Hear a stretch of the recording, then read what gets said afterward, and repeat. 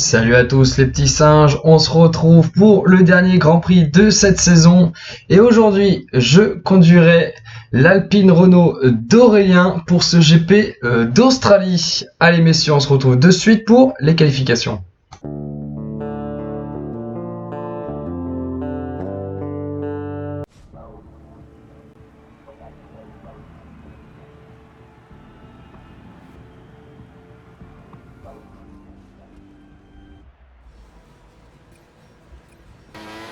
Allez, on se retrouve en Q1 avec Aurélien Jourdan. Et comme vous le constatez, il pleut des trombes en Australie à Melbourne.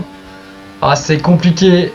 C'est compliqué pour Aurélien Jourdan, mais normalement il devrait passer la première séance, la Q1, assez facilement. On va voir.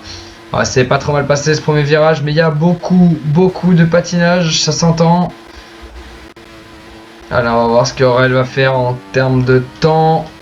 Pour l'instant, il est plutôt sur un bon chrono. Quand David Champion tourne en une 46 600. Et une 46 756 pour Aurélien qui se qualifie donc en deuxième position.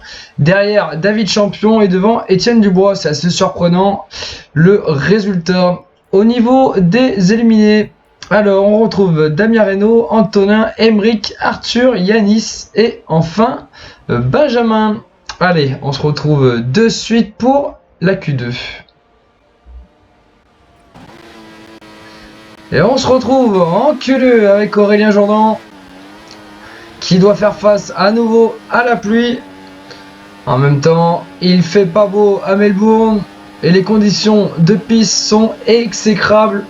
On espère que ça dérangera pas Aurélien. On va voir le premier virage comment il s'en sort. C'est pas trop mal. Encore beaucoup de patinage. La voiture n'accélère pas, elle patine, c'est vraiment dommage. Et Aurélien qui va terminer son tour. Ah, il risque d'être loin du temps de Noé. Et une 48 003. Et Aurélien qui passe 7ème position pour Aurélien. Noé, Thomas et Corentin Champion aux premières positions. Au niveau des éliminés, on retrouve Alex Play, Gauthier Teninge. Et on va voir le reste des éliminés de cette Q2. Nico Curtil, surprenant. Corentin Sercia, Flo Magnier et Étienne Dubois. Allez, on passe de suite à la Q3 maintenant. Et on retrouve Aurélien, toujours sous la pluie, qui va s'élancer pour ce premier tour en Q3. On espère pour Aurélien que ça va passer. Aurélien qui est champion du monde en titre et qui cette saison va perdre son titre. Après une saison compliquée, l'Alpine n'a pas bien marché. Allez, on retrouve Aurélien à la fin de ce premier tour. C'était pas trop mal. Et Corentin Champion qui signe le meilleur tour. On va voir Aurélien, il est en combien? Ah, il est très loin, une 44 920 pour Aurélien. Et c'est seulement la 9ème place pour le pilote français. Corentin Champion fait la pole position devant Thomas Moulin. Elliott est 3ème, Quentin Giraud 4ème, Roigny 5ème, Ken 6ème, Noé 7ème, Adrien 8ème, Aurel 9ème et enfin en 10ème position on retrouve le surprenant David. Allez messieurs, on passe de suite à la course du jour.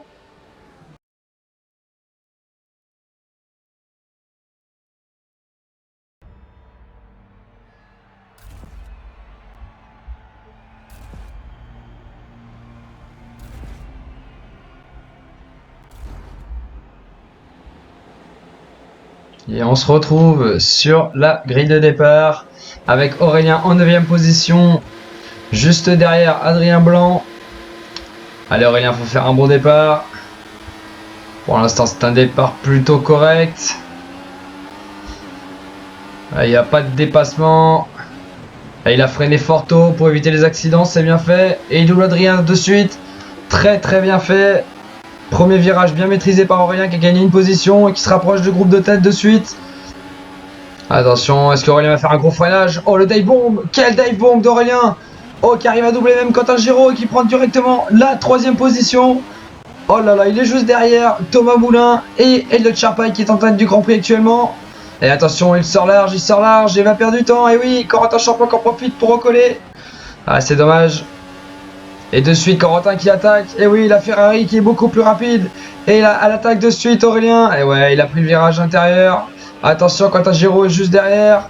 Attention de ne pas sortir. Et heureusement, Quentin se fait attaquer lui aussi. Ça lui permet de garder de la position. Et pendant ce temps-là, Aurélien qui fait tout son possible pour revenir sur Corentin dans ce second tour. Ah, ça va être compliqué, hein. Ça va être très compliqué. La Ferrari a l'air d'avoir une très très grosse pointe de vitesse. Et il a du mal dans le troisième secteur en plus, Aurélien. Vous voyez, là il se rapproche beaucoup. Attention, il va tenter. Oh, la touchette.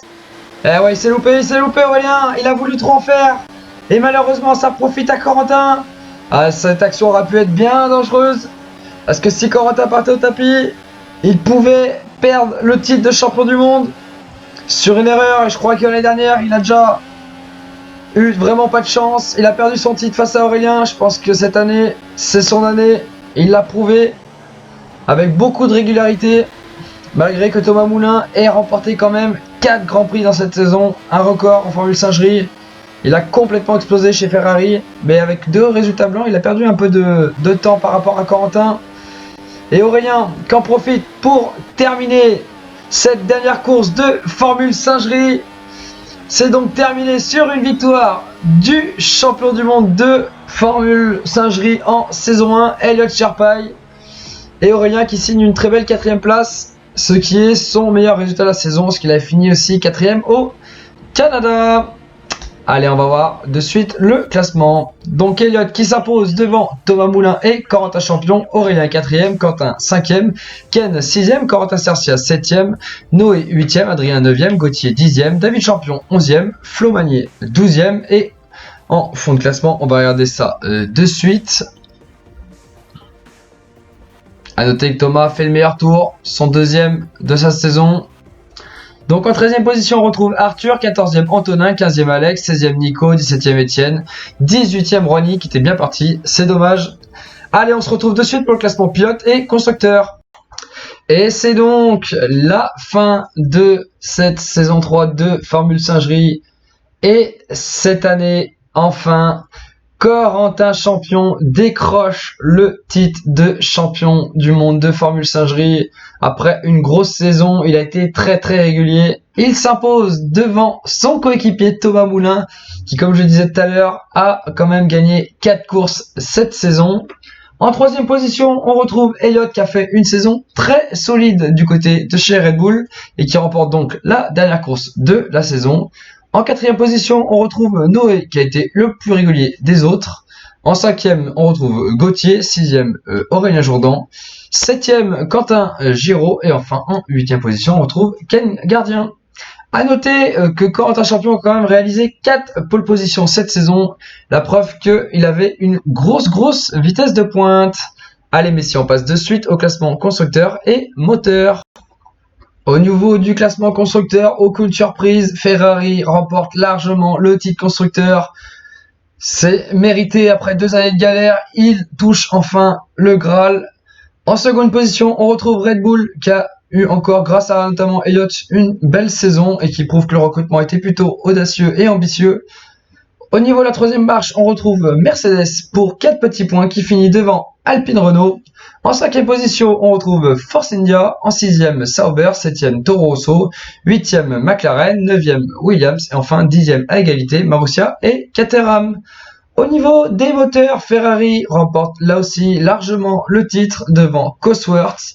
En 3ème position, on retrouve Mercedes. Et en dernière position, on retrouve Renault. Voilà messieurs, c'est tout pour la Formule Singerie. J'arrête la série ici. En tout cas, merci de m'avoir suivi. Vous m'avez fait grave fait plaisir. Je vous dis à très vite pour une nouvelle aventure sur peut-être un nouveau jeu. On ne sait pas. Allez, ciao ciao.